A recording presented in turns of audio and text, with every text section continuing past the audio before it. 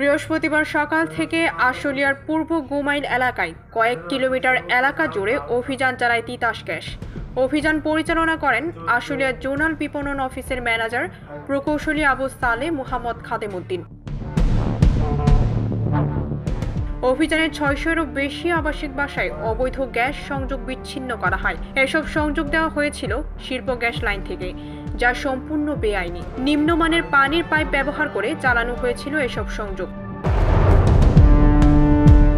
তিতাসের কারিগরি টিম ২ কিলোমিটারেরও বেশি এলাকায় অভিযান চালিয়ে বিপুল পরিমাণ নিম্নমানের পাইপ জব্দ করে। অভিযানে অংশ নেন তিতাসের সহকারী প্রকৌশলী মুহাম্মদ আসওয়াদ ও উপসহকারী প্রকৌশলী মুহাম্মদ সুমন আলী সহ কারিগরি দল। যে কোনো অপ্রীতিকর পরিস্থিতি মোকাবেলায় অভিযানে সহায়তা করে স্থানীয় থানা পুলিশ।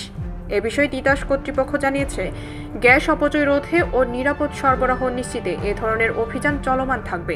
আমরা এই উচ্ছেদ অভিযান করছি। এলাকাটার নাম হলো উত্তর গোমাইল। এখানে বিস্তীর্ণ এলাকা, প্রায় ২.৫ কিলোমিটার ব্যাপী এলাকায় আমরা উচ্ছেদ অভিযান সম্পন্ন করেছি।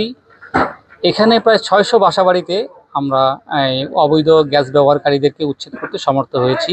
আপনারা জানেন যে এই এলাকাতে কোনো বৈধ আবাসিক গ্রাহক নাই, সম্পূর্ণটাই অবৈধ। এখানে বৈধ আবাসিক গ্রাহক নাই এই কারণে যে এখানে আমাদের যে লাইনটা উচ্চ চাপ বিশিষ্ট লাইন, এখানে শুধুমাত্র ইন্ডাস্ট্রি আছে। ইন্ডাস্ট্রি ছাড়া আর কোনো আবাসিককে গ্যাস দেওয়ার মতো গ্যাস আমাদের এখানে নাই, বিধায় এখানে কোনো আবাসিক বৈধ গ্রাহক নাই। যে কোনো সময় বড় ধরনের বিস্ফোরণ হতে পারে। আমরা জনগণকে চেষ্টা করেছি উদ্বুদ্ধ করতে, যাতে অবৈধভাবে গ্যাসটা না নেয় এবং গ্যাসটা যাতে ব্যবহার না করে। এটা একটা বিস্ফোরক। ডেস্ক রিপোর্ট, ভোরের পাতা।